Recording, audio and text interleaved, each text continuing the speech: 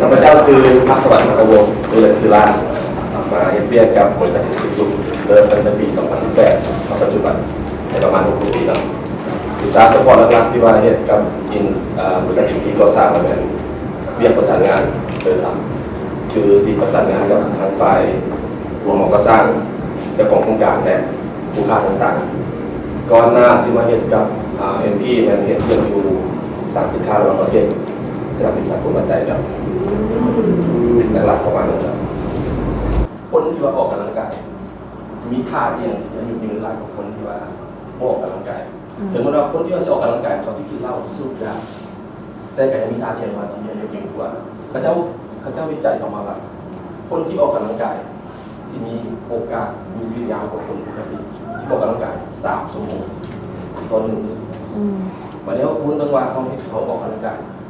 จากมือต่อปีจากคุณสมองนี่ก็คือค่าแตกต่างระหว่างผู้ที่ออกกำลังกายและผู้ที่ออกกำลังกายจังสั้นเมื่อพูดแล้วว่าการออกกำลังกายเป็นคนดีและเสียข้าพเจ้าสิมาแชร์ทริคในการออกกำลังกายหรือว่าการเอ็กซ์ไซส์ที่ว่าเป็นคนดีง่ายๆ3 สเต็ปคือเขาแบ่งการเซ็กชันกันทุกอย่างการเวิร์กเอาท์ของเขามือที่1คือดึงมือที่2คือยูและมือที่3ก็คือขาดึงยูขากับแบ่งเป็น3 มือเป็นข้อเพียงไปมันจะซอยน้อยได้ละและนอกจากนี้